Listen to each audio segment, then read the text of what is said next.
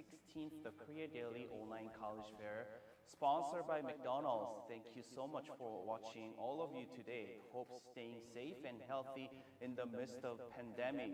Before we move on, let's hear from our CEO, Yuno Nam's warm welcoming messages. 안녕하십니까.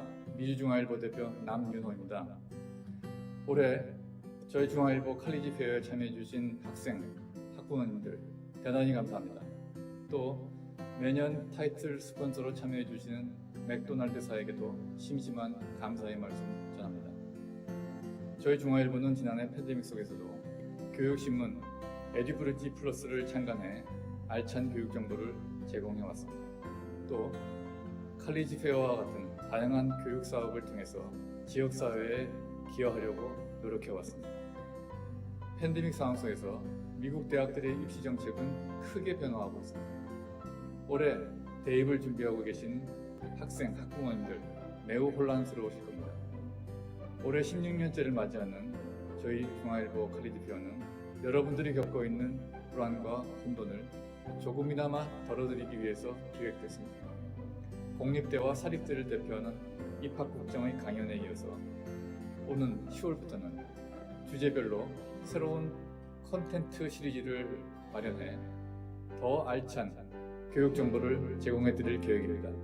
여러분들의 많은 성원과 관심 부탁드립니다. 앞으로도 저희 중앙일보는 미래의 글로벌 인재 양성에 기여하는 다양한 교육 사업 개발과 교육 정보 제공에 최선을 다할 것을 약속드립니다.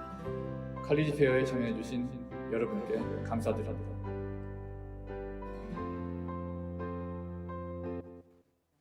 Thank you, our CEO, Mr. Yuno Nam. So my name is Dave Lee, an education reporter at the Korea Daily, and then I'll be your MC for today's workshop. So in the opening, as you just saw, our CEO Yuno Nam gave a warm welcoming message for students and parents who are watching the fair live today. So before we officially begin, I would like to thank our sponsor, McDonald's, which enables us to provide more information to students and parents through their college admission preparation and process. As you all know, COVID-19 has changed much of our daily lives, from our classroom settings to college admission process. And the impact of pandemic has been an ongoing issue for almost 2 years. We prepared this fair to bring more clarity, comfort, and confidence for those who are in the process of college admission. With that being said, we are very excited to share with you our program we have prepared for you today. Let's jump right into it.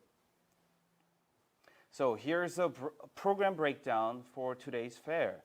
First, we'll kick off the fair by inviting Mr. Brian Ju, Senior Director, Outreach and Communications at UC Irvine, speaking on how to present yourself in UC admissions. Next, Katie Kohonen, Director of Global Admissions Evaluation and Strategy, will graciously join us today and lead the webinar, Current Trends in U.S. College Admissions. Last but not least, STEM major panel discussion will cue the grand finale today. 4 STEM experts from Korean American Scientists and Engineers Association, called KSEA, will join us to share the potential and the future of STEM majors, as well as the tips and know-hows for students who contemplating to choose STEM majors. As we move on, I would like to introduce McDonald's education program called APA Next. APA Next is an all-new education program from McDonald's that aims to empower and uplift Asian Pacific American students throughout their academic journey. The program consists of financial and personal development resources, providing workshops, scholarships, and more. With the launch of the APA Next program, McDonald's is building on 14 years of providing support and resources for Asian Pacific American students. For more information on scholarships, resources, and other content, please visit apanext.com. 다음은 한국어 서비스 지원 안내입니다. 지금 시청하시는 분들 중 한국어 버전으로 시청을 원하시는 분들은 유튜브 검색창에 영어로 The Korea Daily, 띄어쓰기 없습니다. The Korea Daily를 검색하시거나 미주중앙일보 교육 채널 edubridgeplus.com에 접속하신 뒤 16회 중앙일보 칼리지페어 한국어를 클릭하시면 됩니다. 연사들의 강연이 동시 통역된 한국어 음성으로 지원됩니다. So, to kick off the 16th Korea Daily Online College Fair, we have Mr. Brian Ju, the Senior Director, Outreach and Communications at UC Irvine Admission Office, presenting how to present yourself in UC admissions and application. He's entering 20th year as a staff member at UCI and proud alumni of UCI. He actually started his admission career by being a campus tour guide in his freshman year. Also, he has a wonderful experience of working with former President Obama, who was the commencement speaker at UCI's 50th anniversary commencement at the Los Angeles Angel Stadium in Anaheim. And before we get started, it is a friendly reminder to the viewers to submit any questions you might have during the presentation on your YouTube live chat box. And they will be picking out a few questions to ask afterwards. So without a further ado, let's invite Mr. Brian. Mr. Brian Ju, are you there? I am. Hi, good morning. Good morning. Good morning. So, first of all, thank you so much, for joining us today, early this morning, and we are very excited to have you. And without further ado, the time is all yours. Well, thank you so much, Dave, and it is a pleasure to present to you all this for coming on a Saturday here to join me. And I know there's a lot of students and parents who want information about the UC application and UC admission. So I'm happy to be here this morning to present to you. So I do have a presentation available if we want to bring that up, and we could have that available here. But my name again is Brian Ju. I'm the Senior Director for Outreach and Communications for UC Irvine.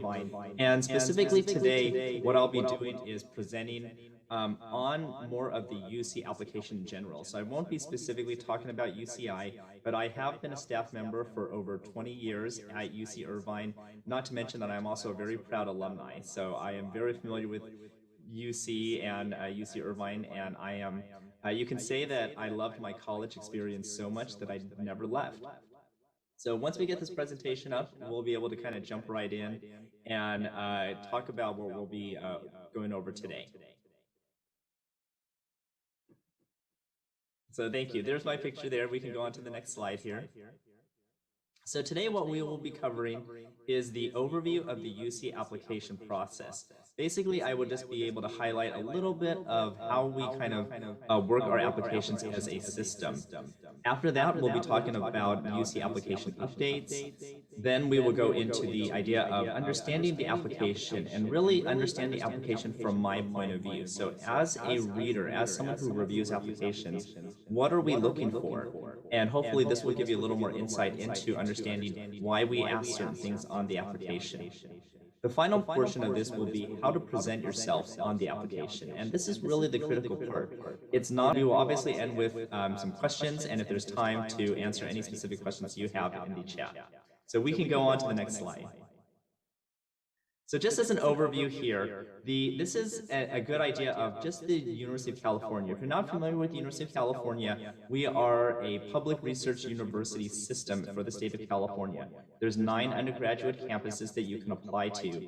And as you can see here, they're scattered throughout the state of California. Some of them are in urban areas, some of them are in rural areas, some of them are in Southern California, Northern California, Central California. Some are along the ocean and the beach on the coastal side, some are inland.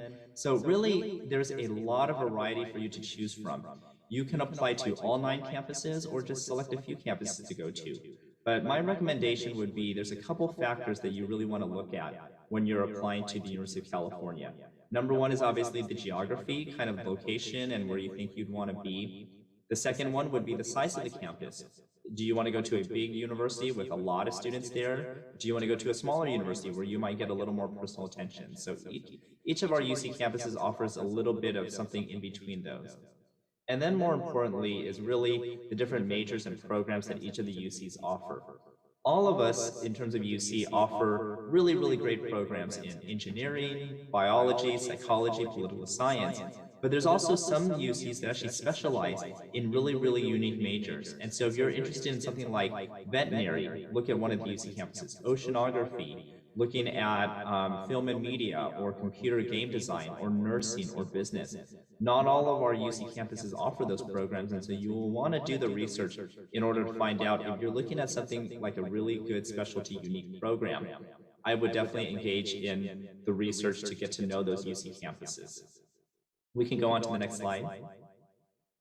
So just an overview of the timeline. Our application actually opened August 1st. So if you are a high school senior, you will want to actually start going into the UC application, fill out a profile, and you can actually get access to look at it.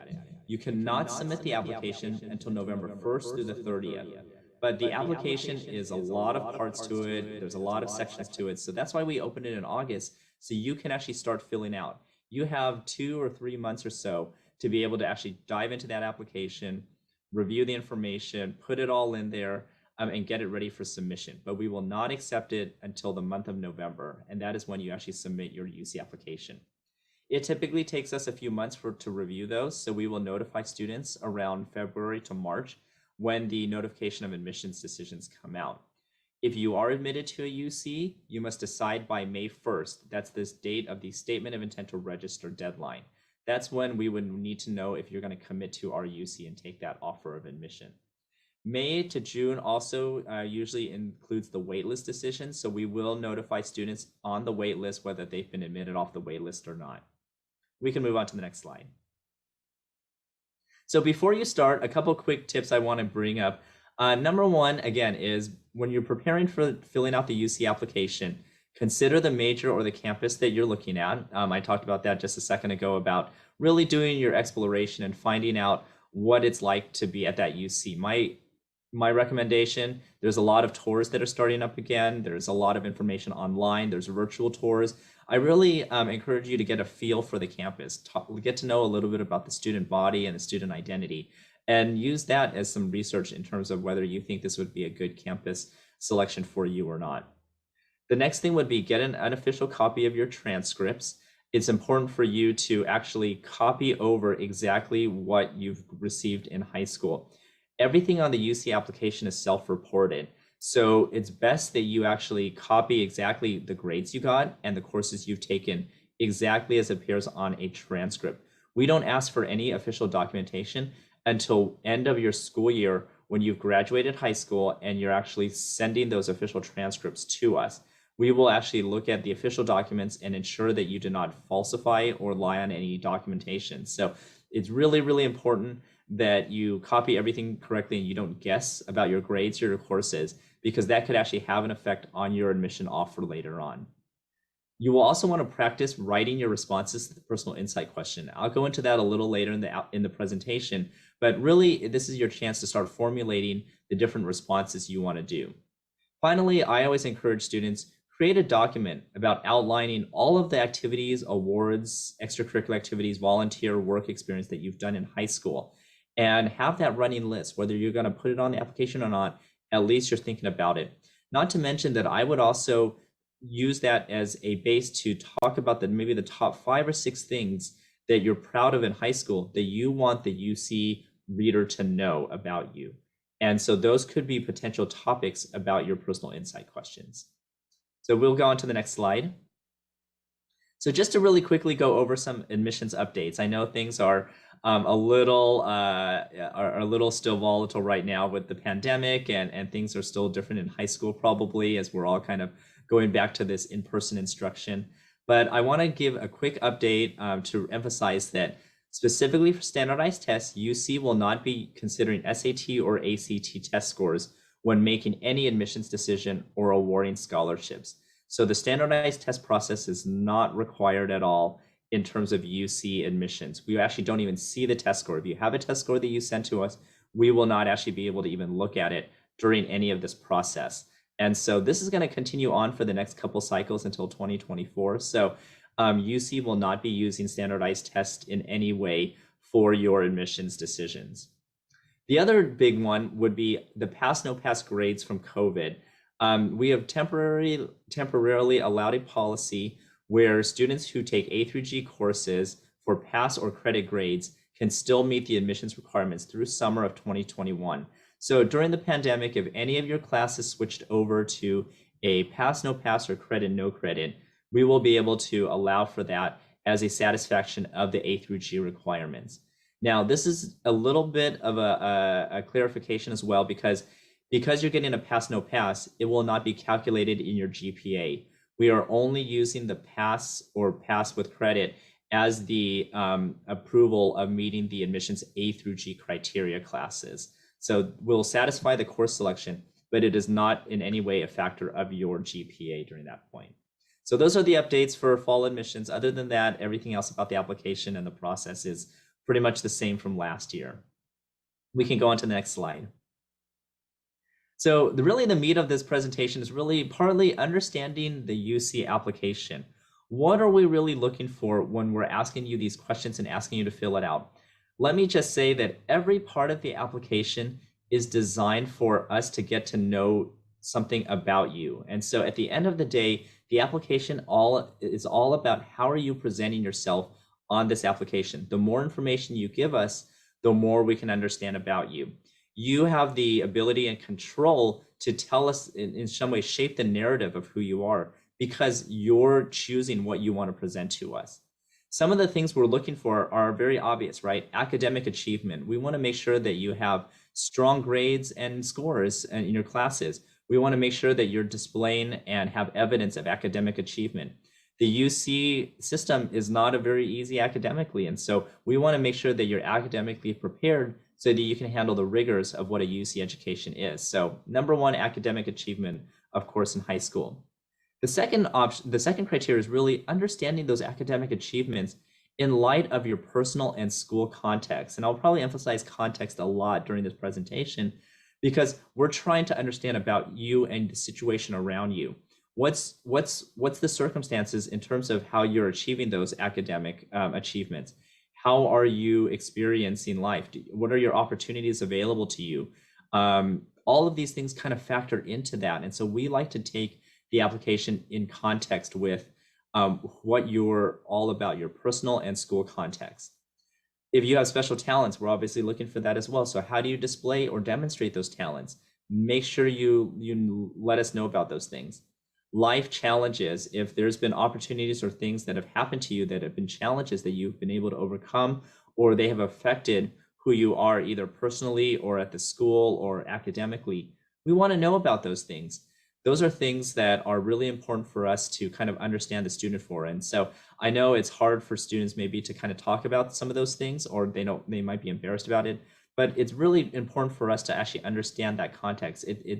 Part of the review process in terms of what we do is to understand that student context, that you could be achieving a lot of things academically, but maybe you've had to overcome a lot of life challenges in spite of it. Maybe it's income, maybe it's health, it's loss of family members, whatever the situation could be, we want to know about that. Finally, are there any other special circumstances that are surrounding your application? It's important to kind of let us know that as well. Anything unique that's happening, whatever else is going on, we want to know what's happening. At the end of the day, I want to emphasize there is no formula for getting admitted into a UC. We are not using any type of calculation for your grades, your courses, anything that's happening on there. We are looking at your application holistically and taking into account all of those things that I kind of listed. All right, we can go on to the next slide. So when we're looking at requirements there, go ahead in the next slide.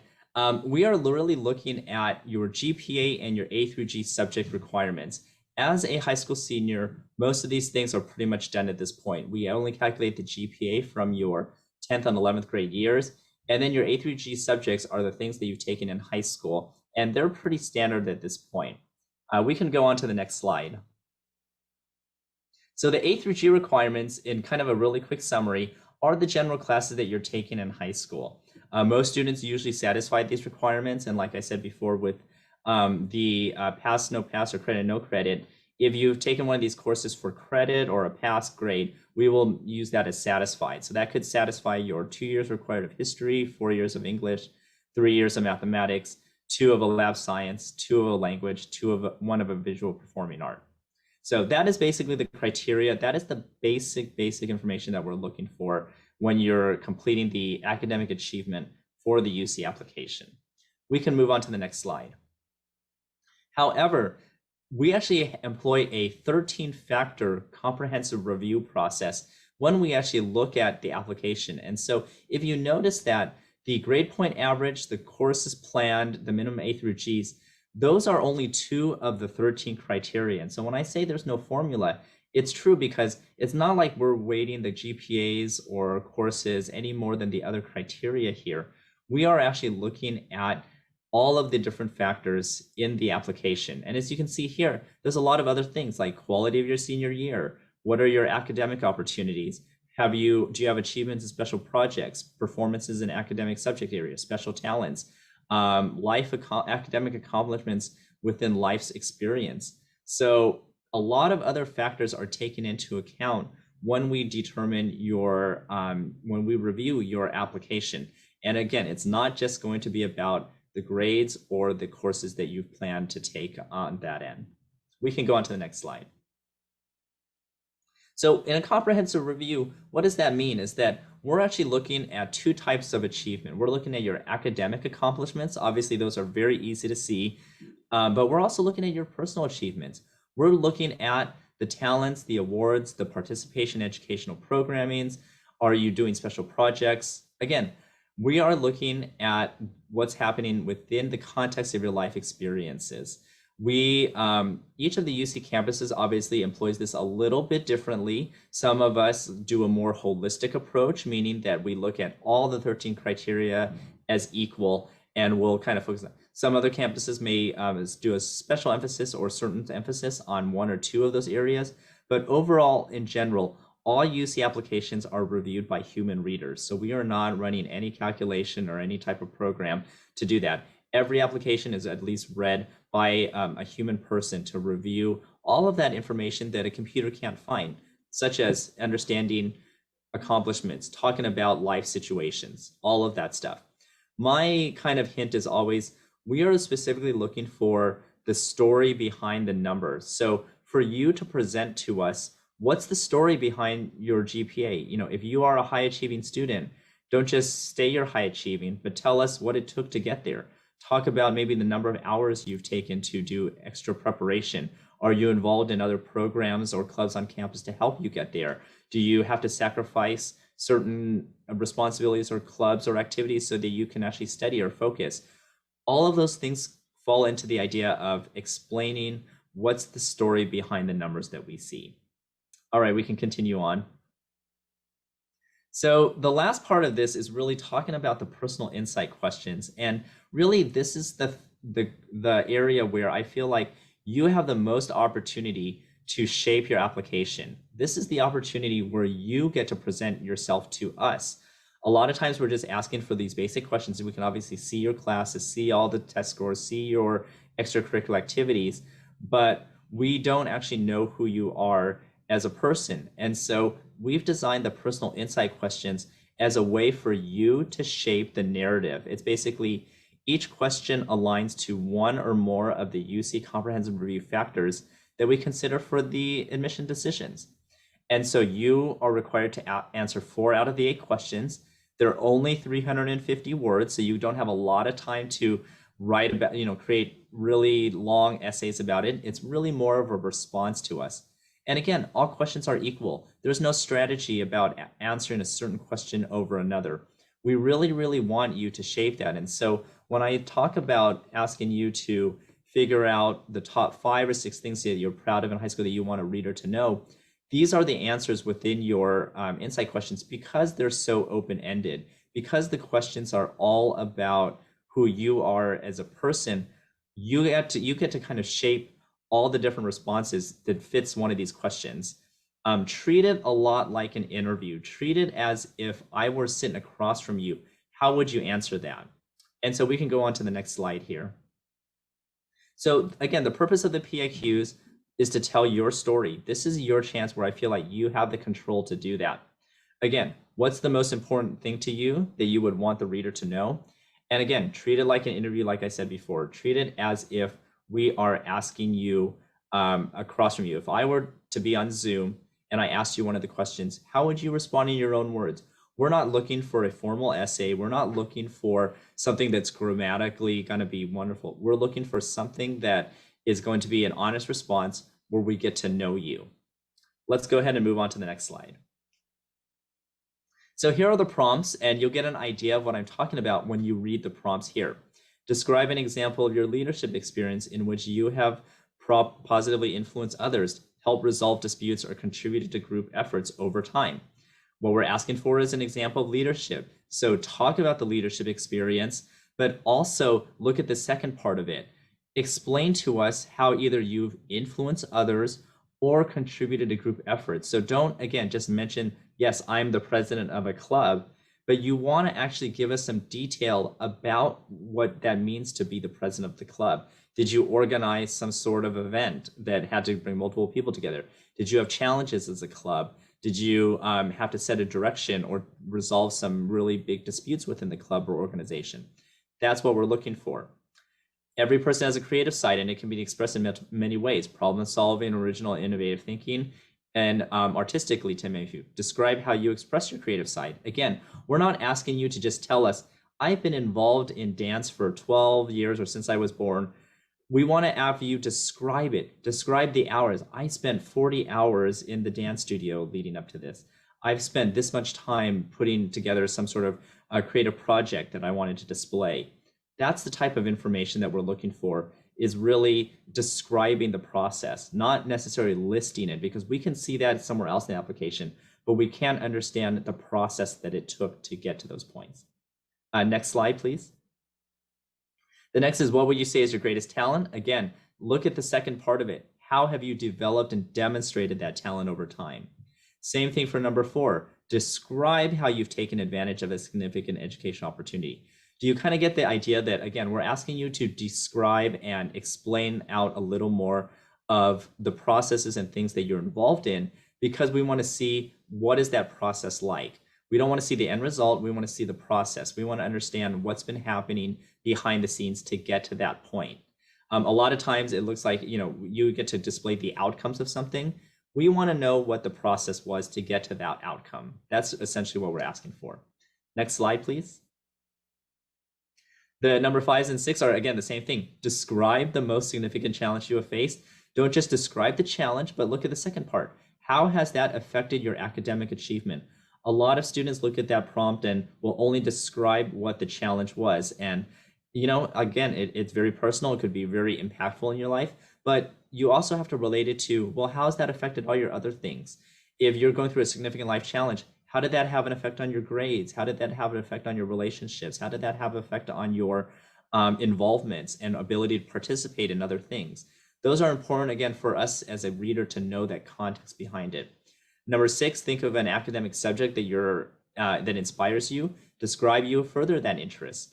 Again, the description of what you're doing is the key, not just telling us what it is. Go ahead and we'll go to the next slide. The last ones are, again, what have you done to make your school or community a better place? It's describing some sort of process that you've done. And then finally, the number 8, I always like to say, is the catch-all. It's beyond what has already been said. What do you believe makes you stand out at the University of California? This is basically the one that if you have something really, really important for us to know about that you just can't fit into another PIQ, use that section to respond to it. And it's not a bad one. It's just very open-ended because it allows you to just give us something that maybe you thought didn't fit, or you had it fit somewhere else and you wanted to use that example. That's where it's supposed to go. We can continue on to the next slide here. So as you can see here, the big important thing at the end to understand is that you want to present yourself and maximize the number of opportunities on this application, because being selected is very different. Again, with no formula, the applicant pool is just one slice of all the other things that we're looking at, right? We're looking at the PIQs, we're looking at the contextual factors, we're looking at your academic factors, we're looking at your extracurricular activities. All of those fit together into one piece. And so what I'm saying is that no one factor is ever going to be the one that either makes or breaks an admissions decision. It's all about how it fits into the whole puzzle together. We're adding little pieces and everything is kind of putting it together so we can get a better complete picture of who you are. It's really a bit of a puzzle in terms of trying to get as much information about you to put that decision together. So never will it be over like a one test score or a grade or a GPA or a class that you missed. It's going to be all of those different things put together in light of the contextual factors. That typically determines an admissions decision. All right, we can go to the next slide here. So finally, the last thing would be just, we have an additional comment section.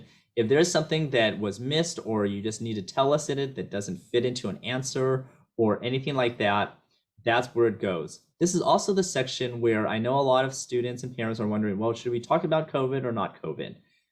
COVID affected all of us completely. I mean, we are still kind of reeling some of the effects of this, and it's going to be affecting us or impacting us for a long time. And so it's okay to talk about that. It's okay to mention during COVID, this is what happened. Certain maybe family members got sick, or unfortunately, we lost loved ones, or work, suffered because of this, or my activities suffered, or my grades suffered because of distance learning and all those things. It's okay to talk about that. It's not okay to continue to use that as a repeatable type of thing. And what's the easy thing that happens is that you could use that as an example for every single PIQ or additional comment section. The thing about the application is that once you've already talked about something, you don't necessarily want to repeat yourself because you're wasting the opportunity to give us something new about it. So yes, it's okay to mention COVID, but don't mention that every single time or repeat yourself. Use the other parts of the application to tell us other aspects about you. Think of it as a way of being, okay, I want the reader to understand the context of it, but then you don't have to keep reminding the reader to. We don't look at the application independently, each of those sections. It's all put together as a whole. So if you've already mentioned something about it, you don't necessarily have to repeat yourself within any part of the application for that. We can continue on to the next slide. So let me just end with these final thoughts as we're wrapping up the time here, and I'll hopefully leave it up to some time for questions. Number one tip, hopefully, that you got out of this is that admissions is more than just a GPA or a test score. Obviously, we're not using test scores anymore, but if you have AP tests, IBs, honors, all of those things are great, but admissions is more than just your academic achievement. Again, we don't use a formula for determining any type of admission. Every part of the application is designed for you to share information about yourself. Try not to share information that we already know about you from other parts. It's important that you can kind of look at to maximize the application. Use each section to tell us something about yourself that you want the reader to know. So when you're asking that question on the application yourself, that's going to help you maximize every opportunity about how to present yourself. Finally, not one criteria will ever determine the outcome. Again, multiple factors are determining your admission offer. Each campus reviews their application independently. So I don't talk to my UC colleagues and ask them what they're doing with their applications. If you specifically apply to my campus, I will only read the applications that are applied to my campus. And we read it very differently than one of my sister campuses. And it's because we're all looking to shape our classes very differently. It's a very unique process for each campus. So even though it's one university with one application, each of us reviews it very differently. And that's why you get the variance in terms of admissions. You all probably know people who have gotten into certain campuses, but not others. It's because we are all looking at a variety of individual factors within that application there. And each of us kind of apply those comprehensive review processes a little differently. And so the best thing I can tell you or to give you tips on are maximizing that application by presenting as much information as you can about yourself on the application. Don't leave sections that are blank, or don't assume that the reader knows something. Really put that effort in to think about, okay, is this an opportunity for me to present something new about myself on the application. All right, we can move to the final slide then. With that being said, this is a chance for you to pull out your phone and take a photo of it. I know the font is a little small, but the UC Application Center is where you start off with. So if you have any help, you have questions, call the application hotline. There's an email at the top right there. The applications are all submitted through a centralized UC Application Center. Don't call me if you have specific questions about your individual application until after it's been submitted, because we can't answer it. We don't see your application. We can only see after you've submitted to us. But up until that point is when you want to call the UC Application Center for any of these helps or tips or problems or questions you might have about the application. So with that, I will go ahead and we can go to the next slide and just say thank you so much for listening to me for the last half an hour or so on this presentation. I know there's some time for questions, so I will go ahead and welcome Dave back in, and we can see if there's some time for questions here. Yeah, I'm back in. Wow, those were some very important information. Thank you so much, Mr. Ju, and thank you for your generosity in the midst of our the audio issues as well. And thank you. It was very informative. Now we'll have the Q&A session. Since we got a little bit delayed, we'll make some quick. So first question. I know that you've been questioned this so many times, but let me ask you one last time. Is it true that UC admissions will not be using SAT or ACT score? And then what else campuses are looking for? And addition to that, many parents and students were asking, is there no category to submit the SAT or ACT score in the application process? Got it. Great question. Thank you, Dave. So yes, let me reemphasize, we are not using the SAT or ACT scores for your admission or scholarships at any of the UC for the next few years. Now, with that being said, there is a section on the application where you can submit your test scores to us. Test scores can be used for criteria after you've already committed to a campus. So if you've been admitted to UC Irvine and you decide to attend UC Irvine next year, we can actually use that test score during the summer to satisfy some general education requirements. We have an entry-level writing exam, so it's a placement test to make sure that you have a certain writing ability. We can use that SAT score to waive you out of that entry-level writing. We can use some of the SAT scores to waive you out of the math or other criteria as well for placement tests, but that is all after the fact that you've already been admitted and chosen a campus to attend. So there's a section to tell us, but that is completely blind to us during the application review period. So if we're looking at an application and you've submitted a test score to us, we will not see it. The important thing to know is that this is only for the UC system is what I'm talking about. And so I know a lot of other universities, especially if you're applying to private universities or out-of-state universities, they may still be requiring or asking optionally for a test score. So if you do take the test, it's totally okay to do that for the other campuses. But for UC, just know that even if you send us a test score, we're not going to be using it at all on the admissions process. And second question is, can a student get admission offers from multiple UC campuses or always only one from in UC system? Absolutely. Good question. Yes, you can get multiple offers from a UC campus, from the UC campuses. So it's possible to apply to 6 campuses and get offers from all 6 admissions. It's also possible that you apply to 6 campuses and you get no offers, unfortunately. There's a lot of factors that play into it, but let me just say again, all the UC campuses review their applications independently. So we will not offer any type of, we are not looking at, okay, who's being offered a position, and we will not do that. The only time that happens is if you satisfy something called eligibility in the local context. That's the ELC program that we have. When you submit your application, you might get a notice that says, oh, you are ELC eligible. What that means is that ELC will guarantee you a spot to a specific UC, not necessarily the one of your choice, but we will guarantee you a spot to a UC if as long as you get all your application and all that information in like that. So you have to be UC eligible, which is typically the top 9% in the state here. And you will you have to be a California resident in order to qualify for that. It'll let you know on the application what that means.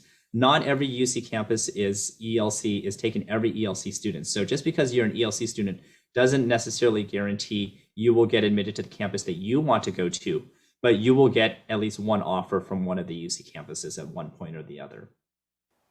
All right, thank you so much. Due to the time restriction, I will ask you one last thing. So many of students and parents are really curious about the GPA calculation, and especially one of the parents, I think, submitted the question that, I think her daughter or, even son, took the classes from the college, and then that transcript is not reflected on his high school GPA. It's just credit or pass, right? So in that case, should her son or daughter submit college score or college transcript into the UC transcript system, as well as parents are wondering about if they, due to the COVID-19, if they receive like a credit or pass in their high school curriculum GPA, then what could be the GPA calculation process in UC? Absolutely, yes. The calculation is very, very confusing. So to answer the first question, yes, we love to see college credits. So even if it's not reflected on the high school transcript, there's an opportunity on the UC application to say that you've taken additional college classes outside of your high school. You will list the college, you will list the grades that you received on it, and submit that to us. That factors heavily into our review. So that's always a good thing to do, is just to list all the classes you've taken with that. Now, unfortunately, with the GPA calculation, GPAs require a letter grade in order to calculate it. So during the 10th and 11th grade years, if you received a class that it was credit, no credit, we will just not factor that into the calculation. So it's not going to affect it whether it's good or bad. It will have no effect on the GPA. We will only calculate the GPA based on the classes that we have available with letter grades. So if all of your classes for 10th grade was letter grades and none of your classes were letter grades for 11th grade, we'll only use that 10th grade to calculate the GPA at that time. And so again, we can only calculate based on what we have. We can't assume or guess any types of letter grades, and we don't substitute any types of credit for a letter grade. So we will only calculate what's available for us in the application. And I know it's a little hard, but again, the GPA calculation is only one factor of the 13 other factors that we use for comprehensive review. All right, thank you so much. Once again, thank you, so much for joining us today, and as well as the Q&A session. It was very informative. Once again, thank you, and sharing your amazing tips and insight. We really do appreciate it. And if there are viewers still have questions, would it be possible for them to email you directly, or like you mentioned, should we contact to UC system directly? Yeah, my recommendation would be to email the UC Application Center first, because it's all about the application. I can't provide any type of help on the application. I don't see your application until after you've already submitted. So up until the point that you've submitted the application, it's best to email the UC Application Center with any questions that you have about the process. You're always welcome to check out our website, admissions.uci.edu, and we can provide you with a lot of resources if you have specific questions about UCI in general. But if you have anything general about the UC system, my recommendation is go to that UC Application Center. Great, thank you so much. And thank you so much for being here and joining us today this morning. I hope you have a great rest of the weekend. Thank you, everyone. Bye, you too. Thank you so much. All right. So it was our first program, presented by Brian, and then now we have Katie Kohonen, Director of Global Admissions Evaluation and Strategy at New York University, presenting current trends in U.S. college admissions. She attended NYU for her bachelor's degree and then master's degrees as well, and then having 17 years of experience in admissions and college counseling. Also, a quick reminder to send in your questions on our chat box section, which will be asked afterwards during the Q&A session. With that being said, Katie, are you there with us? Yes, I am. Hi, Hello. Katie. So it is very delighted to have you this morning, and probably it's afternoon in New York, right? Yes, that's right. It is. Yes. Well, welcome to the Korea Daily's online college fair sponsored by McDonald's. And without further ado, now the floor is all yours. Thanks for waiting. Okay, great. Thank you. So we'll go ahead and bring up the slideshow. Okay, fantastic.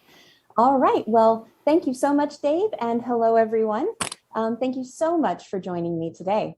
I would also like to thank Korea Daily as well as McDonald's for giving me the opportunity to be able to speak with you for the next few minutes. As was mentioned, my name is Katie Korhonen, and I am the Director of Global Admissions Evaluation Strategy at New York University's Office of Undergraduate Admissions.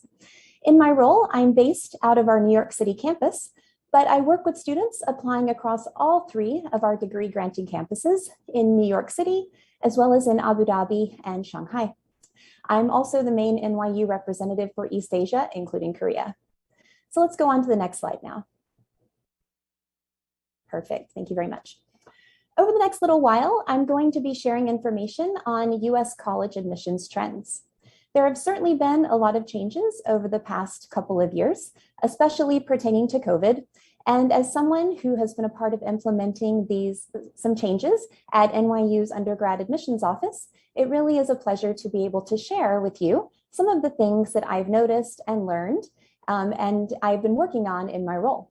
I'll go over a few trends that I think are important to discuss, and I'll also incorporate how NYU has been impacted by these trends and what we have done to overcome some new challenges in our process.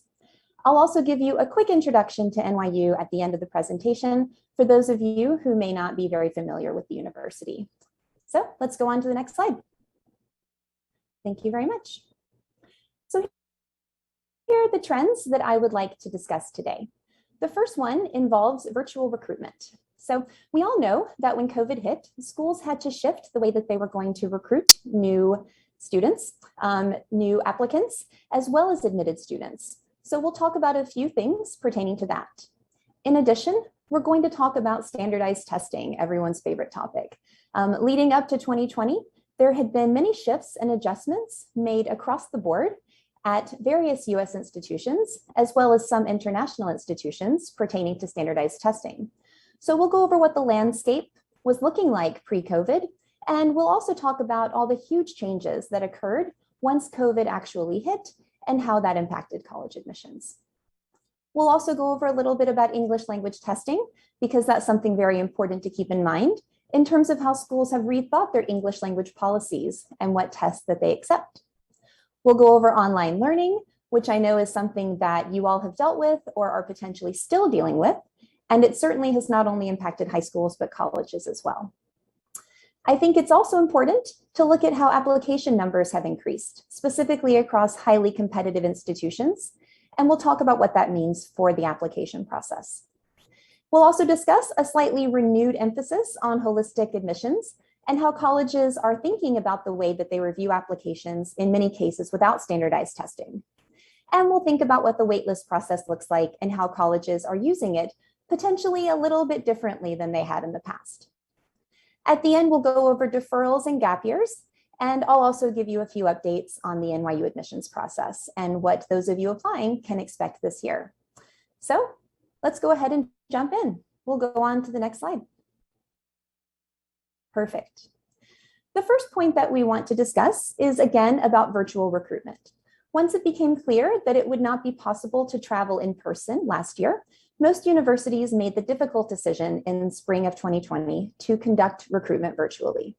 Schools were relying on this type of recruitment for yield activities, as well as prospective student recruitment, and they really had to work very hard to ensure they were showcasing their universities to students who were being asked to enroll without potentially ever seeing the campus. This was certainly something that we did not take lightly at NYU, and we wanted to make sure that we were really doing the best that we could to help students fully understand what it took to be successful at NYU and what the experience would be like waiting for them when they arrived at their new campus. We held out hope that we would be able to get back on the road for fall 2020 recruitment, but had to make the decision over the summer to pivot once again to fully virtual outreach. It's interesting to see that many universities are starting to travel again this year, particularly domestically within the United States. And there are indeed quite a lot of high schools willing to accept college visitors, and it's actually more than I initially expected. International recruitment continues to be done virtually, given some travel and quarantine restrictions, but many universities are back on the road right now. What I really found interesting was to see how schools were rethinking the most effective ways to reach students virtually and are finding success in reaching more international students than ever before. They're also recruiting in areas that they could not access pre-COVID. At NYU, we saw a 35% increase in attendance for virtual events for our international prospective students, and an 18% increase in applications from students with citizenship outside of the US. So of course, we saw increases from some of the countries we were expecting, like China and Brazil, but we were also seeing interesting increases in areas that we were not expecting, like for instance, Mexico, Philippines, and Egypt. And we're still digging into the data a bit to try to figure out the reasons why outside of going test optional. It was great to see these increases, and we do expect that we can attribute some of them, of course, to our virtual outreach. It's also been interesting to watch what type of activities schools have created in the virtual space. At NYU, we've started to offer more niche programming, as well as things like Zoom concerts with our music and art students. And we're giving alternative ways for students to learn about the nuances that make up NYU. We're also able to think creatively and share student voices in different capacities, which we're continuing to do as we go into fall 2021 recruitment. So we'll go on to the next slide. Great, thank you. Next, it's important to think about what was happening in the United States in terms of college admissions and standardized testing before COVID. There were many colleges and universities, for instance, George Washington University and the University of Chicago, that had already made the decision to be test optional pre-COVID, and also some that had gone what we call test flexible. NYU became test flexible almost 10 years ago, and that was in an effort to ensure that our international applicants could find our process more accessible. This allows students from many countries all over the world to apply using their national exams in lieu of the SAT or ACT, and we're proud to see that many universities followed suit. While we accept over 100 different types of testing at NYU, most of those exams are specific to certain countries or regions around the world, including the Korean National Entrance Exam, University Entrance Exam. All right, next slide, please. Now let's talk about what testing has looked like during COVID. This has been a pretty massive trend that we are seeing take hold across the country and the world. When it became clear that the SAT and ACT exams would be inaccessible altogether, or would require students to put themselves and possibly their families at risk by taking them, the vast majority of US colleges and universities decided to go test optional for fall 2021 entry. Many schools thought this would be a temporary solution and expected to return to requiring testing for fall of 2022. Others used it as an opportunity to conduct a thorough review of their testing policy and either drop testing altogether or to do pilots of new policies that could potentially stretch over multiple years.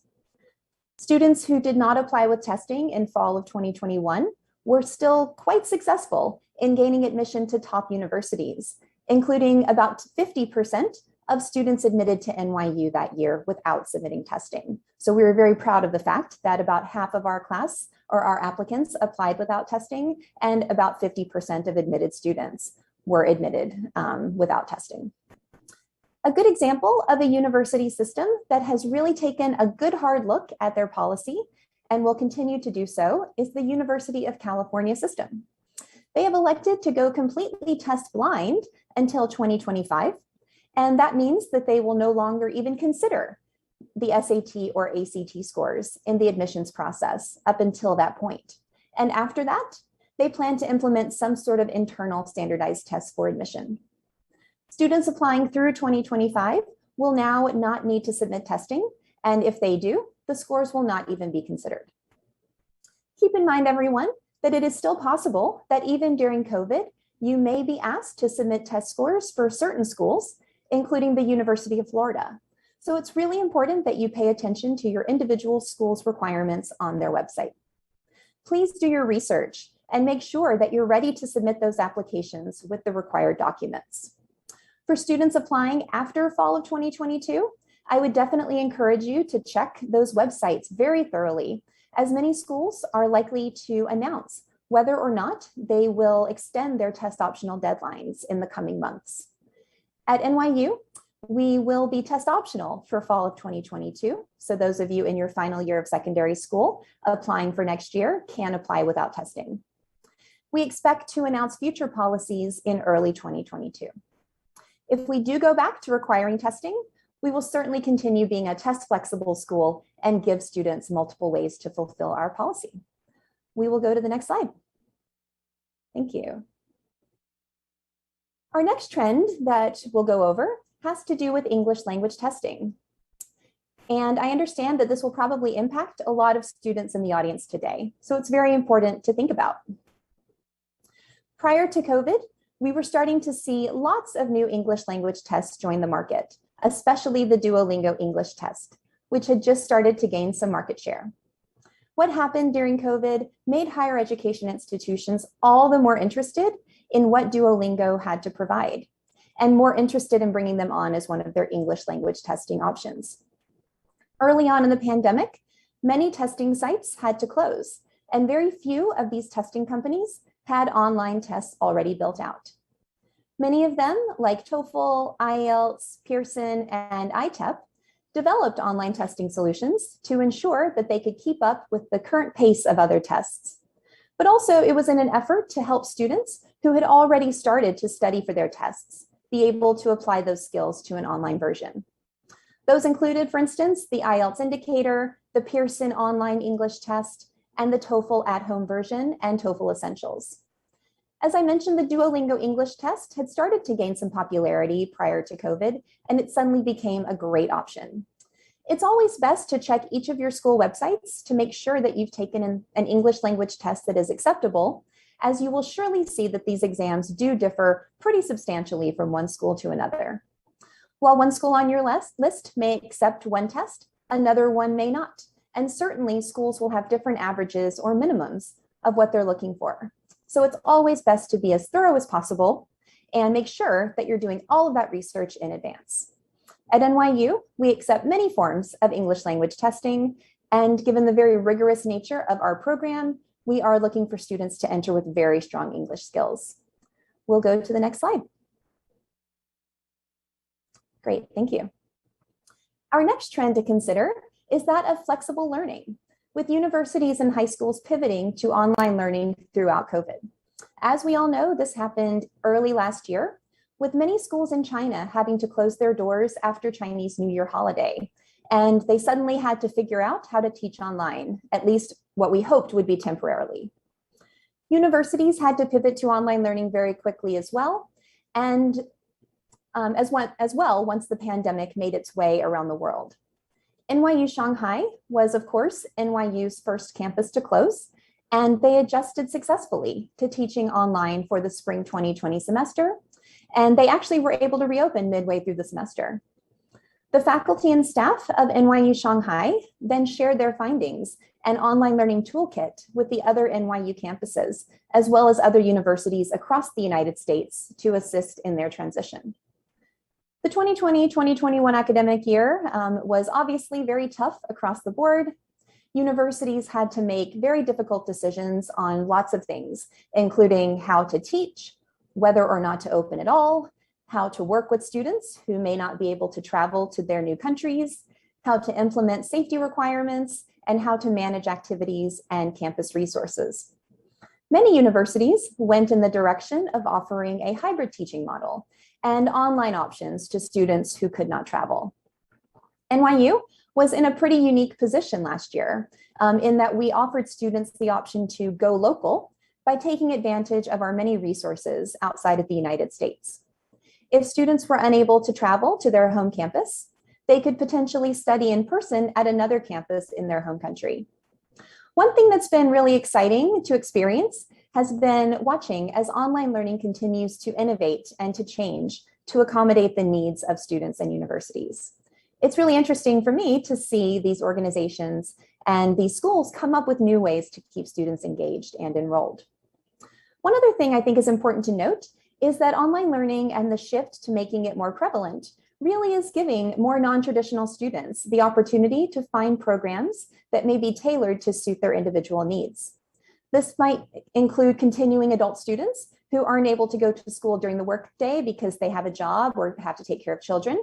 So now having more online solutions could be a great option for some of these individuals who are looking to continue their education. And when I think about just some of the really cool things that NYU has done to keep our students interested and engaged by learning remotely, I've heard amazing examples of professors implementing exciting lessons over Zoom.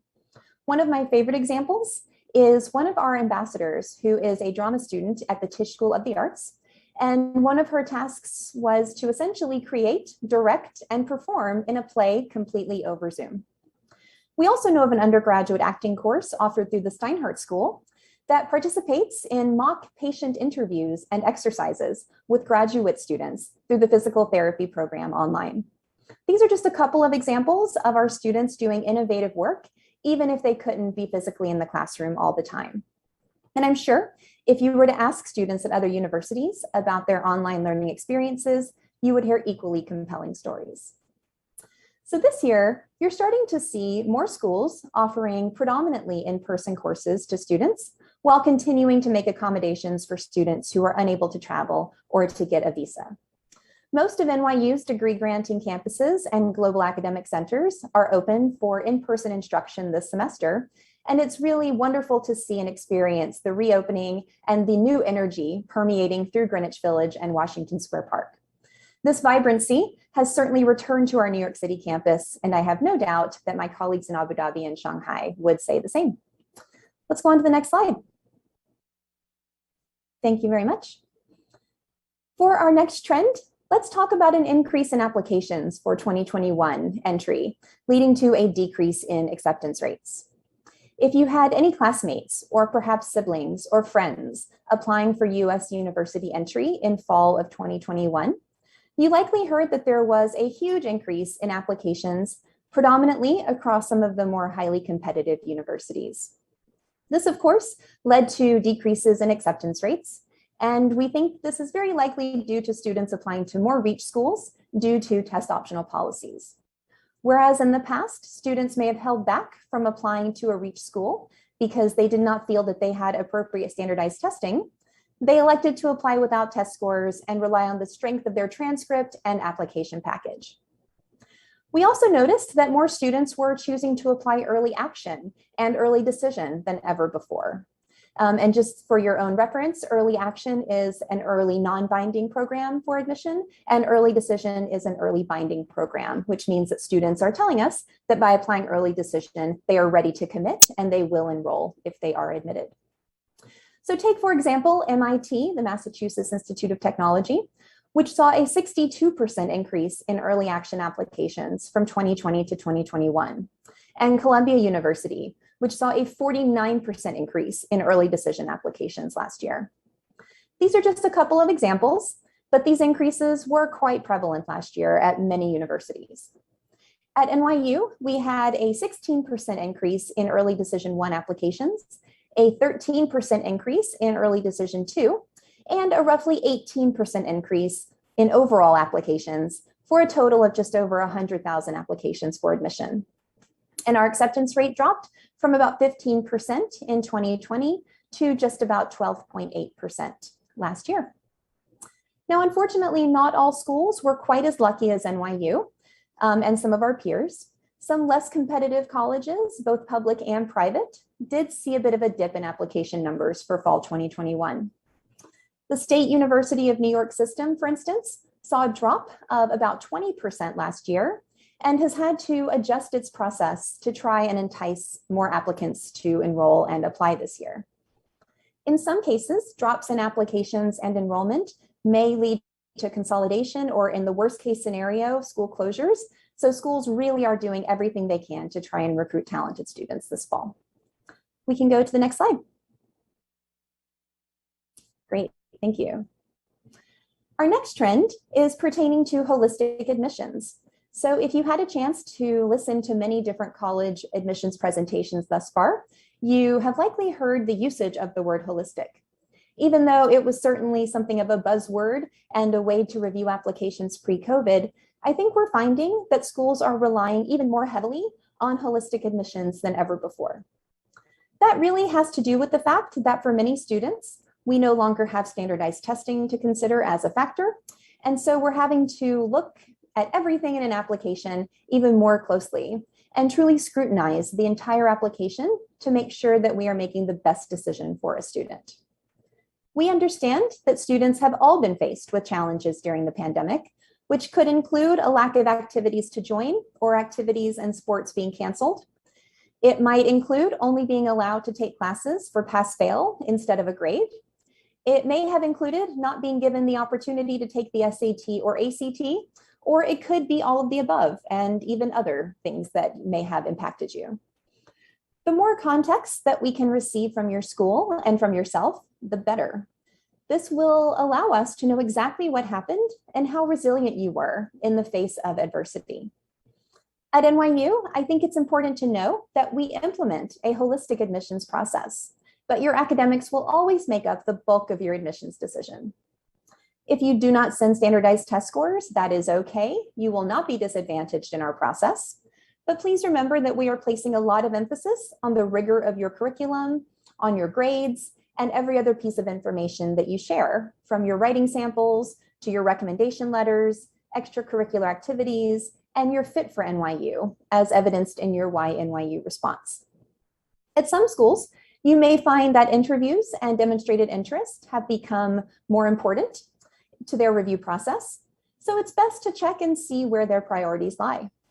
At NYU, we are unable to offer interviews, and we also do not consider demonstrated interest, but you should still take advantage of our virtual tours and information sessions to learn more. Next slide, please. Thank you. Another trend to discuss today is the usage of waitlists. For fall 2021 entry, it was common to see universities developing larger waitlists than in years past. We've seen waitlists continue to grow over the years. We've seen waitlists continue to grow, but during the age of COVID, it has become even tougher to predict matriculation or MELT, which is the number of students who are matriculated but then choose to cancel their enrollment over the summer, and that's sometimes to go to another institution. At NYU, we did have a fairly large wait list last year, and we did go to it for a few small programs and to fill our spring class, but we were overall quite pleased with our overwhelmingly strong yield. Next slide, please. Thank you. Our last trend is that of gap years. There was a huge increase in students looking to apply for one-year deferrals going into the fall 2020 semester due to uncertainties surrounding COVID. Schools weren't able to make any promises about what the 2020-2021 year would look like, and this caused students to, in some cases, put off starting university for a year or two. At NYU, we did see a large increase in students requesting deferrals for 2020 entry, and we're able to approve many, but not all of them. We saw a bit of a dip in requests for deferrals this year over last, but it's clear that taking time to volunteer, learn a new language, work to save money, take care of family responsibilities, or complete military service continues to be quite common. And we will see how things might change once we hopefully move into a post-pandemic world. So we'll go on to the next slide. Thank you. Okay, so now that we've reviewed our overarching trends, I'm happy to share just a little bit more about NYU with all of you. For those of you who are not familiar with the university, we are a global network university with 3 degree-granting campuses, as I mentioned, in New York, Abu Dhabi, and Shanghai, and 12 global academic centers on 6 continents all over the world.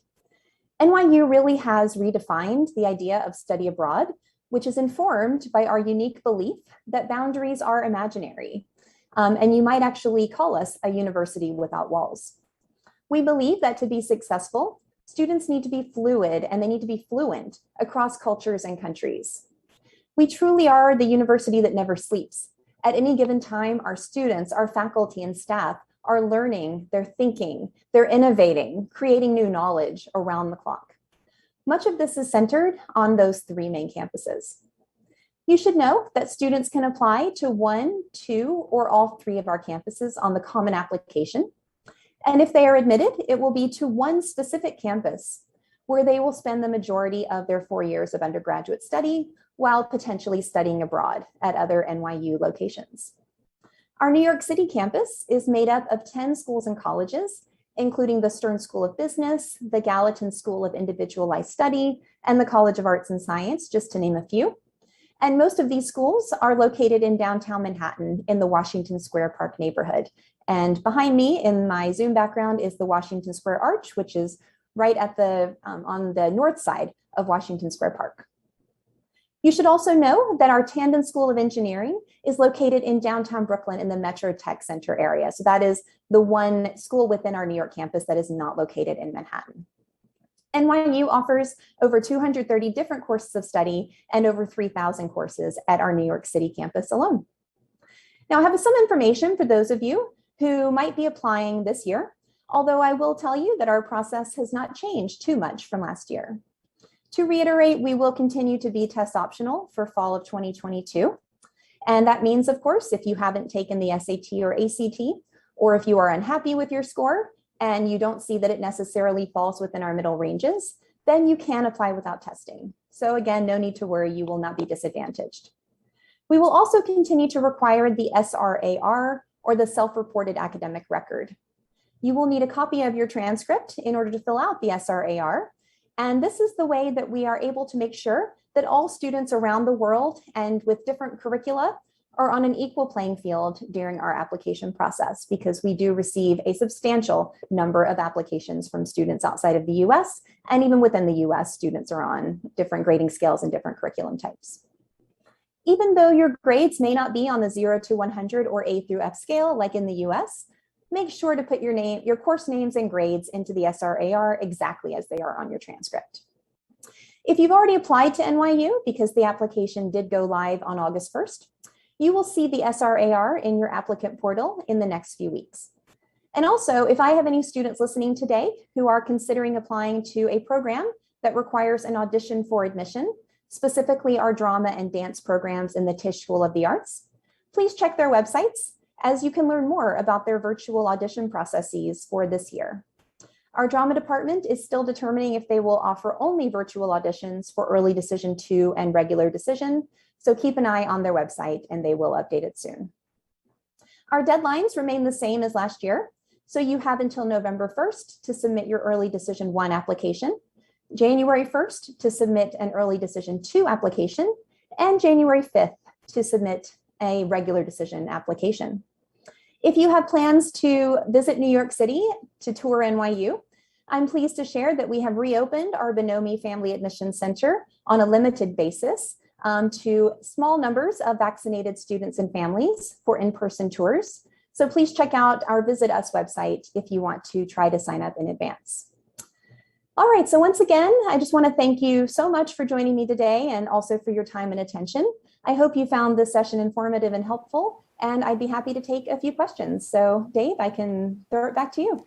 Thank you so much, Katie, for your wonderful information. So now we can just jump right into our Q&A sessions, and then questions were either been sent in prior to the event or selected from chat box today. So first question is actually been sent to us, our team, before the event, and it says, as an NYU admission director, what are you looking for in applicants, especially this year? Sure, that is a great question. Thanks so much for asking. So I can tell you all that what's really important is that you make sure to take the time to put together the strongest application possible. So this might include proofreading, it might include asking for feedback from your counselor or a family member, and it definitely is including that you should ensure that you've applied to the programs that truly interest you and to the campus or campuses where you can see yourself studying and thriving. We're looking for students who have performed well throughout high school and have pursued the most rigorous curriculum offered at their school. If students are submitting testing, we are looking for very strong test scores to be competitive for admission. So if your scores are not quite in the kind of range that we're looking for, I would actually discourage you from submitting them if you are applying during a test optional year, simply because if they are a little bit on the lower end, that could negatively impact your decision. We are also looking for students who have excellent writing skills and recommendation letters, and who have been engaged outside of the classroom. And again, we understand that COVID may have taken away from your ability to be overly involved outside of school, but just make sure that you tell us whatever things that you have been doing, whether it's clubs or sports or volunteer positions or a summer job or family responsibilities, whatever you have been doing, please let us know. I'll also say that our students are also very capable at expressing a strong fit for the school, college, campus, or major to which they are applying through their writing. We're looking to bring in a very diverse class of students across all of our schools and colleges, and please make sure that your application really reflects who you are and what you can bring to NYU. So just a little bit of advice there.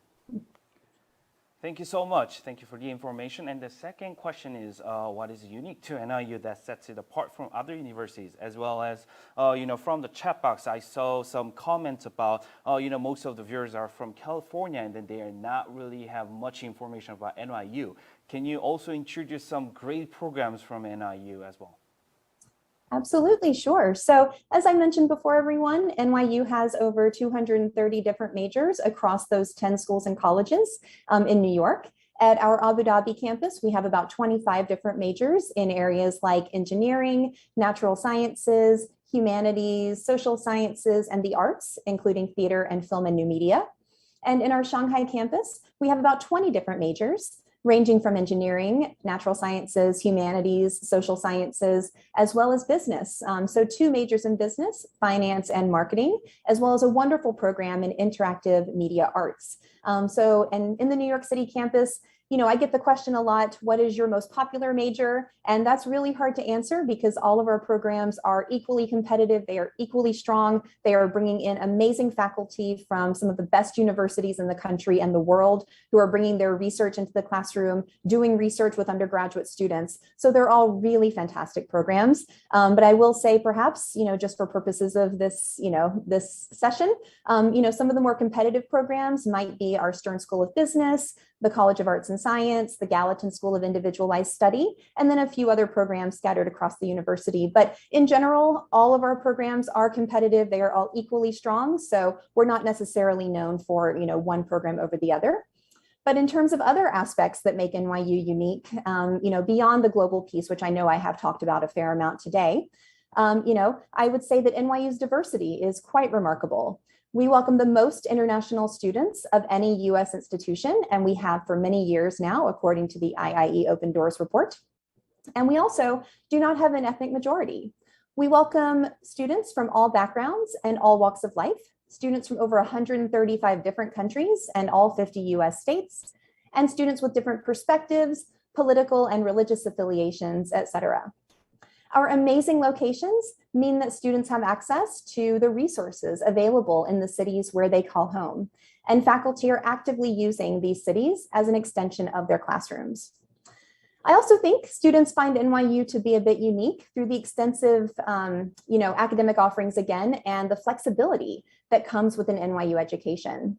You'll find that many students will double major or perhaps pick up a minor or 2. And they can do this through the various schools and colleges. Students, in fact, usually have about 16 elective credits that they can take outside of their home school, which might kind of entice them to pursue a cross-school minor. So this definitely allows our students to supplement what they are learning in their home school with knowledge and skills across other disciplines. So that's just a few examples, Dave. There's a lot that sets NYU aside. We're very large as well, with over 50,000 students all over the world and about 25,000 undergraduates total, with about 20 to 21,000 in New York. So just a few, things to consider. Thank you so much once again, Katie. Unfortunately, due to the time restriction, we have to call a Q&A session. But Katie, if any of our viewers still have questions, do you have any best contact to reach for NYU, as well as you, just in case that they want the personal questions to you as well? Sure. So if we can go back to the slideshow, to the very last slide. You can see a little bit more about how you can stay connected with NYU. So you'll see that we do have a virtual campus tour for those of you who may not be able to travel to New York. So no need to worry. If you can't travel here, you can watch our virtual tour. You can certainly follow all of our social media. That's at Meet NYU. There's a lot of great content. Current students take over our social media all the time and share with you a little bit about what they're up to, what their day looks like. If you have questions about admissions, you can certainly email admissions@nyu.edu. But if you do have questions for me specifically, I can also give you my email address, which is ker225@nyu.edu. But again, you're welcome to email either one. Admissions@nyu.edu will go to the full staff, so you will get a response from either me or another member of the counseling staff. And also, if you wanted to be in touch with one of our student workers, our amazing student ambassadors, please go ahead and email admissions.ambassadors@nyu.edu, and you will get put in touch with a student with whom you can correspond one-on-one. And there's also our direct line that is staffed usually about 3 to 5 or 6 hours a day. So feel free to give us a call if you'd like to speak with a member of our counseling staff. And we look forward to hearing from you. Right, thank you again, Katie, and thank you so much. It was a pleasure to have you virtually here with us all the way from New York. And then what you have shared will be truly beneficial to our viewers. Really, really thank you so much. And I hope you have a great rest of the weekend. And then, hopefully our viewers, kind of like make you really confused. Bug you by sending a lot of questions to NIU. All right. Well, thanks so much, Dave. We appreciate you allowing us to be a part of this.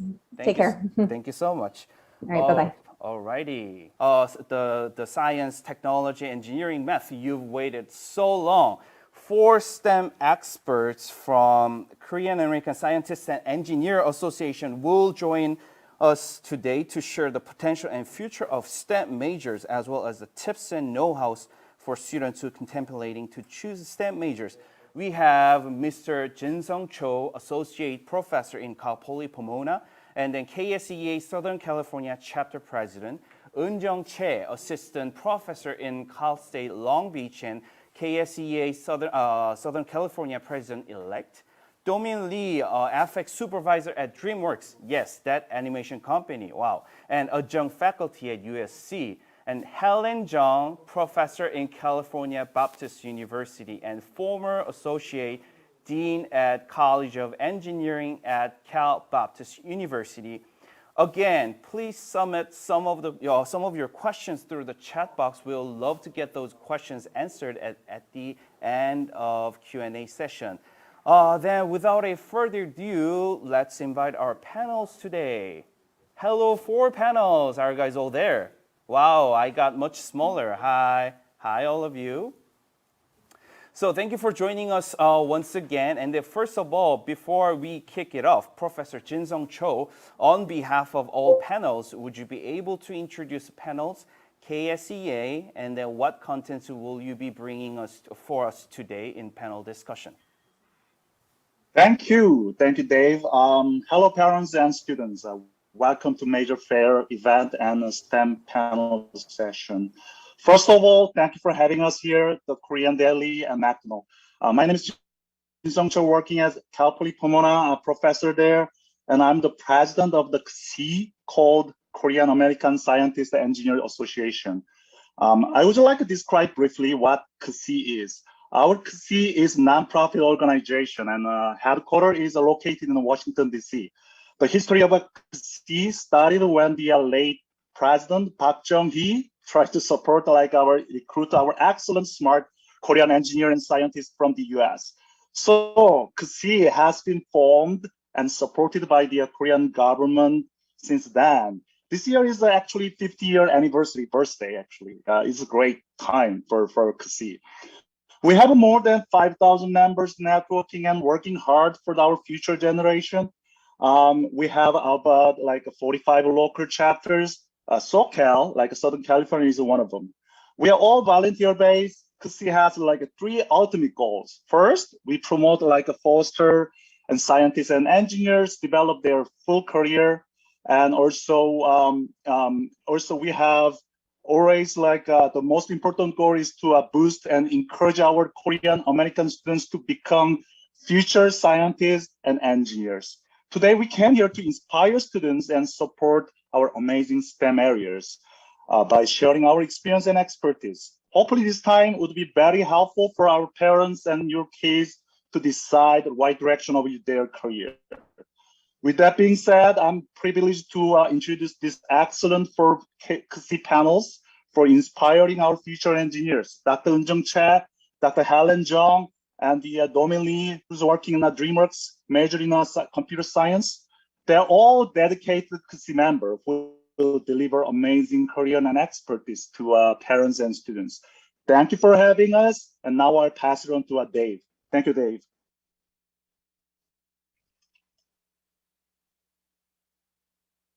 Question is, actually, I would like to hear the motivation to choose this major. So what made you to decide the major in STEM and ended up having this career pathway? And this time, Professor Eunjung Che, will you start us? Yes. First of all, thank you for having me. Let me talk about my story, how I decided the major in STEM area. When I was a kid, I saw the documentary about the pilot life. It was so cool and nice. And that makes me my new dream to fly in the sky. However, my eye condition was not too good to be a pilot. So I found out another way, which relates to the aerospace world. That's why I'm in here now. Thank you.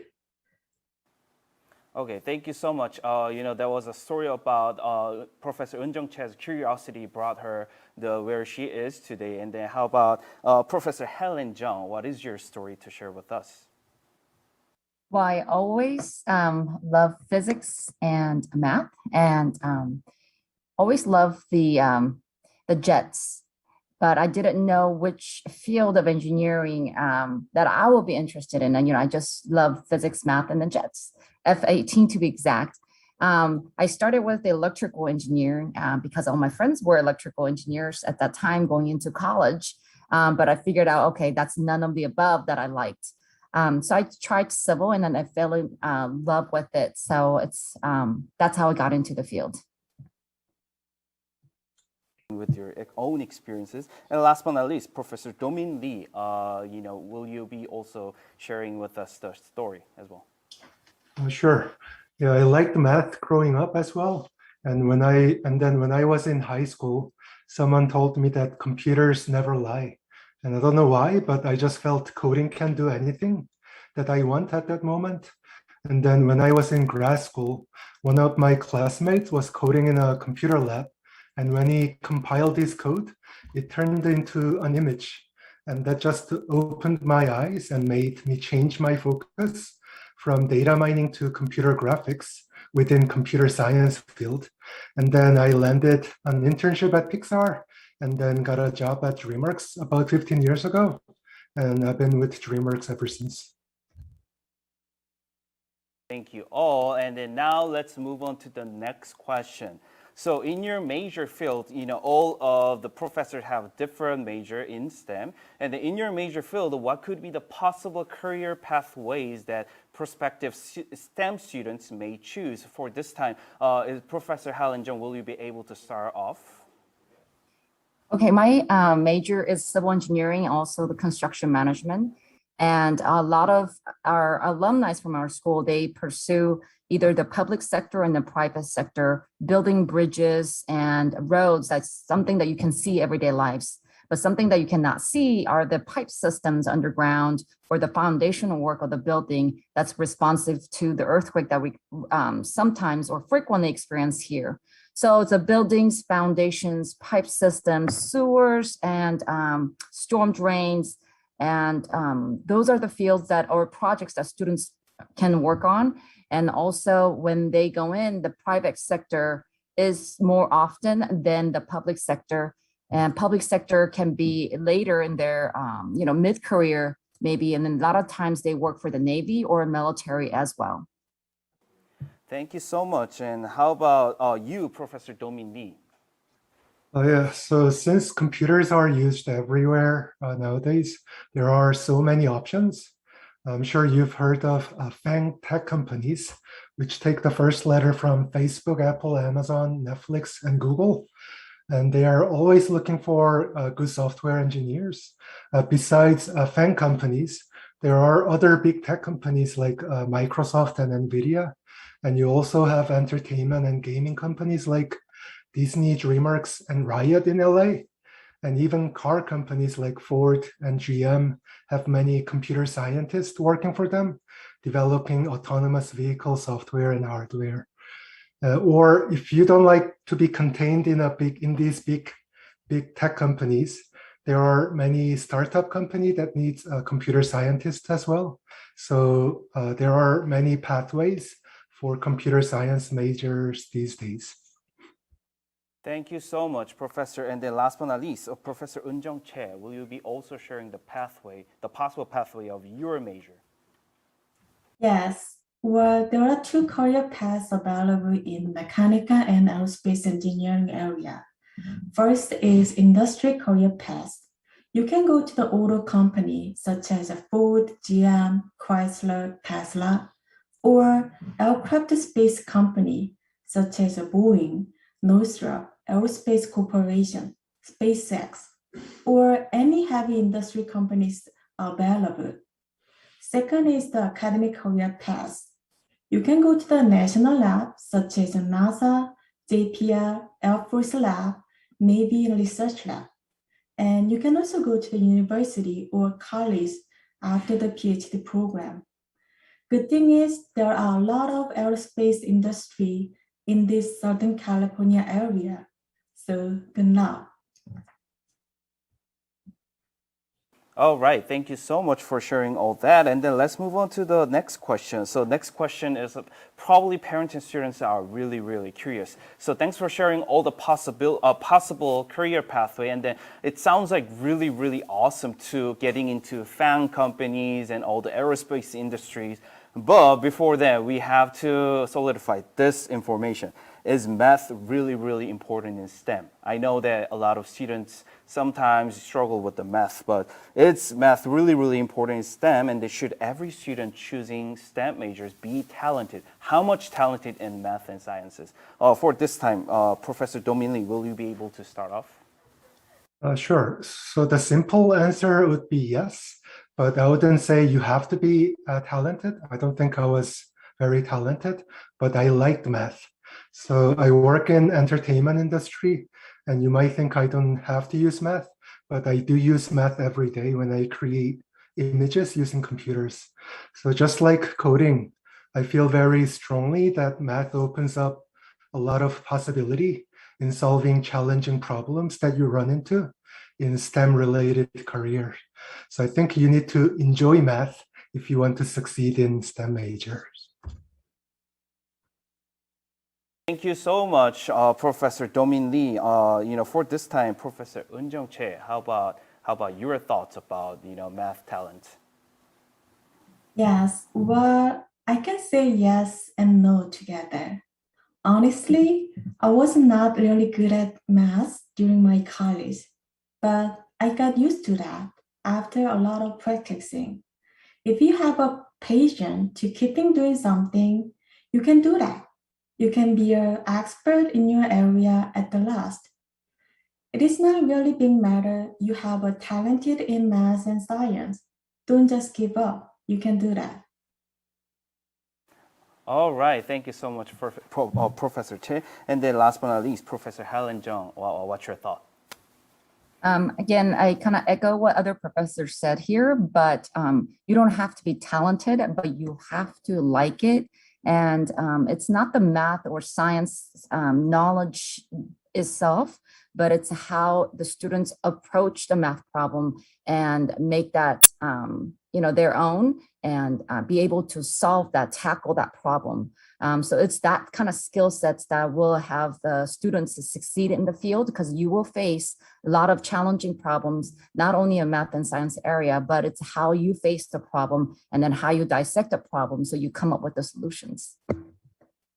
Great. Thank you so much. So, students and parents, did you hear about that? So you don't have to be talented on math, but you must like that. You must like that. Do not give up, guys. So next question. So it's actually the last question for all of the panels before we move on to the Q&A session. So last question is there any advice for students who are contemplating to choose STEM majors, or even for parents? For this time, let's start with Professor Eunjung Che. Yes, I just want to say try to help your kid to find their own potential and give the time to do that themselves independently. Everyone has a different talent and potential. Please don't do control too much your kids' life. They need to know any choice comes responsibility. Great, thank you so much. And then how about you, Professor Helen Jung? Well, definitely STEM field is always growing. Top 10 growing companies always include all the majors of engineering field. And, high paying jobs are always engineering field as well when you look at the companies. So it is definitely growing. And then the whole industry is always lacking the passionate and good quality engineers and scientists. So, above all, you have to be passionate about it, because when you go out there, it will be you working 8 hours a day at least and spending a lot of time. And so you have to enjoy it in order for you to enjoy your life in general. Great. Thank you so much. And then last but not least, Professor Dominique, will you be able to finish us off? Sure. I will have to echo what other professors said just now. And with everything changing so fast in tech, it's probably best to find something that you like something that you love or feel very passionate about, rather than trying to guess what might become popular in 5-10 years down the line. I wish I could tell you what major will be popular in the future, but Facebook didn't exist before 2004, and nobody thought we would be watching Marvel movies on like a tiny 6-inch screen. So if you are thinking about choosing a computer science major, then try to code and see if you like it. Like there are so many platforms or websites where you can learn to code online nowadays. So just try it and see if you like it. Thank you so much. So, this was the questions that we've actually prepared for today. And then thank you so much for all of the panels to respond those. And then now we can move on to the Q&A session. And then actually, our viewers, prior to the event kind of submitted questions. And then I'll pick 2 questions from there. And then we'll ask each panel about, all the panels. And then, at least 2 panels can answer the Q&A session. So first question is, there are lots of coding camps, and as early as like elementary students are kind of participating the coding camps. Would coding camp be kind of beneficial or helpful for students to kind of have a motivation to getting into the STEM majors? Anyone wants to answer this? Yeah, sure, I can take that. Great. So I have a son who's 10 years old. And he started coding when he was, I want to say like 8 years old, when he was in 1st grade. So there are a lot of nice app, also like a nice website where kids can learn to code. For example, like Scratch is a really great platform where kids can code not just by typing, but like connecting a bunch of different like modules. Like it's almost like connecting different boxes to create your own code. So there are a lot of opportunity and different ways in learning coding nowadays. So I think it's never too early to start coding nowadays. You can start as early as like kinder, I think. Wow, from kindergarten. Wow, that's good to know. Thanks for sharing that. Is there any professor who would like to answer these as well? Maybe I can add some more. Even though I'm actually also working in the civil engineering department area, civil engineering is kind of very traditional and conservative, but still, we actually have a lot of high tech, and we use a lot of automation for our construction world. So coding is also part of the kind of base. So honestly, maybe in 10 years, maybe in 20 years, I think all area, especially in the STEM, like maybe we can use a lot of coding for that. So I think maybe one thing that I want to mention this one.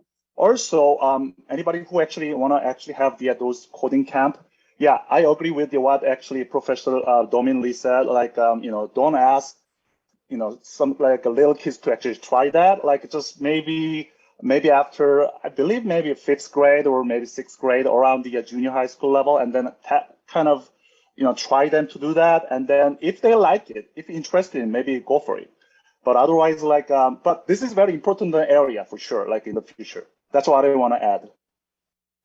Great. Thank you so much. And the last question I would like to ask you during the Q&A session is that, so there are, those who for contemplating to choose STEM majors, there are too many schools actually that known for, we are, colleges that are really known for STEM programs and then curriculums. Is there, since you guys are the professors, is there any advice for students and parents when they are contemplating which school to apply? What aspects or what factors should they consider? I could go.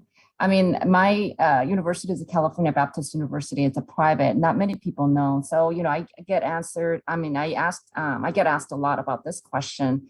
Of course, if you can go to Stanford, go ahead. No one's stopping you. But if you have to choose, you really have to jive with the culture of the university. I think a name brand is important out there. However, the culture of the university and the area where you can really focus and then fall in love with this study area is the university that you can go. Another thing is that don't be the tail of the dragon, but be the head of the snake. That's what it says, because all the smart people, let's say, go to Stanford, and then they're all like top 10 or top 2, let's say, from the whole county or whole state, let's say, and they're all the smart kids. And then someone's going to be the last place, and that person will quickly lose the interest. So go to a university where you can be successful, and go to the university where you can have a great friends in a like mindset. So before you choose on the university, go visit all the universities that are local or even maybe out of state. I personally chose out of state because I'm from Oregon, and then I really love the weather here in California. I went to UCLA. I really fell in love with the culture. So you got to visit the universities and decide. And of course, Cal Poly Pomona is, for civils and then construction management, that they have great programs. You really got to meet with the departments, professors there, and ask a lot of questions and decide.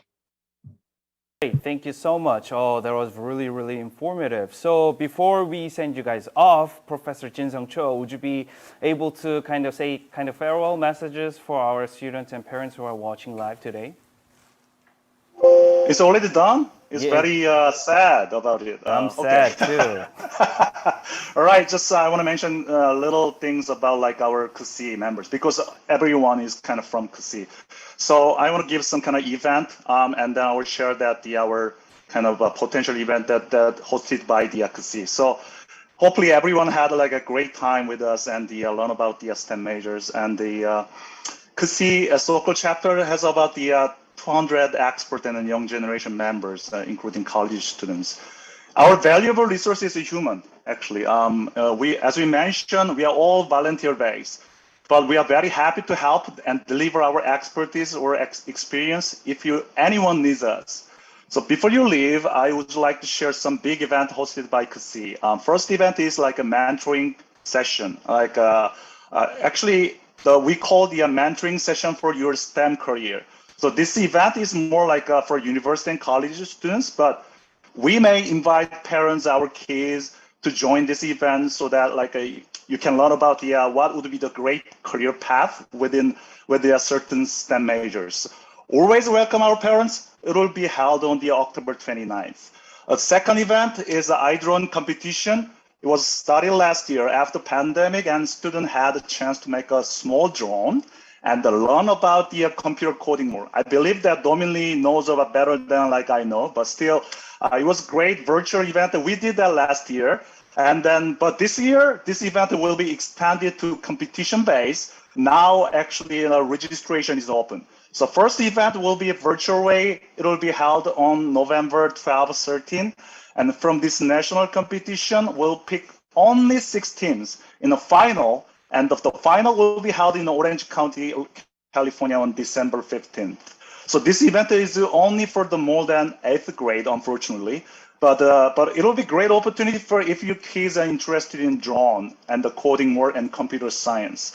Last one is NMSC, National Math Science Competition. This competition will be held on the April 9, 2022, next year, and it will be online based. This is an amazing opportunity to challenge your kids on math, physics, and foster mathematical and scientific capability of your kids.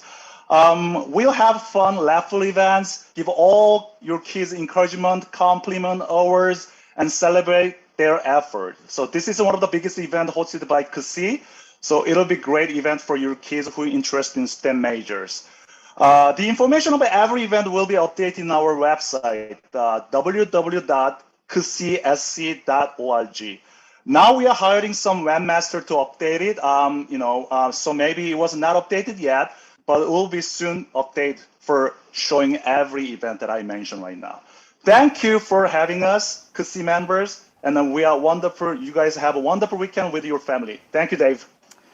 Thank you so much. Thank you again. 4 panels from KSEA or KSE for joining us today. Like he shared, if you have any questions and any wants to visit, have information wants to visit, you may visit www.kseasouthern.com. Right?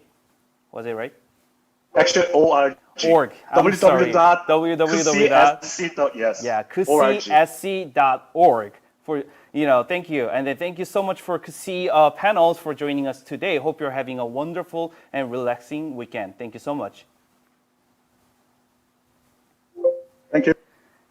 Now, the college fair program for today is officially over, but the college fair itself has not ended yet because we have content series coming up. So content series, let me explain about that. 5 webinars from 5 admission experts with 5 different topics will be uploaded on October 2nd and then 9th in order via the Korea Daily YouTube channel, the channel that you're watching right now. So starting from Admission Masters and AGM uploading on October 2nd, Boston Education and Ivy College admissions, and then TMB Consulting uploading on October 9th will call the grand finale of 2021, the Korea Daily College Fair program. Not only will it be informative, but also content series itself will have a sweepstakes opportunity as well. For those who watch the clips, hit the like buttons and then leave the comments by the following Friday after the video has been uploaded. We'll randomly pick the comments and then we'll give AirPods Pro, mental health care app Shine's free membership, and McDonald's gift cards as well. So please refer to the current page for the sweepstakes rules. And last but not least, I would like to introduce the Korea Daily's education newspaper called EduBridge Plus. So it is a weekly newspaper that features the trendy educational information that covers from K through 12 college students, and as well as the college students and their parents. So for more information, you may visit edubridgeplus.com. You will be able to read my articles as well. All right, that was our all program for today. Thank you all for joining us today and attending 16th the Korea Daily's online college fair, sponsored by McDonald's. And hopefully we brought you the right amount of helpful information needed for your futures. We hope you enjoy all the sweepstakes as well as the webinar throughout our college fair.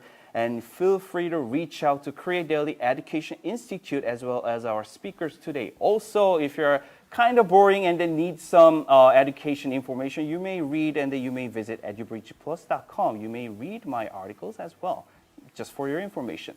Again, a big thanks to our sponsors, McDonald's, who have made this event possible today, as well as the UC Irvine, New York University, NYU, and then KC, as well, known as KSEA. Please stay tuned as a content series will come up next Saturday and then following Saturday, which is October 2nd and October 9th. Well, with that being said, have a great rest of the weekend.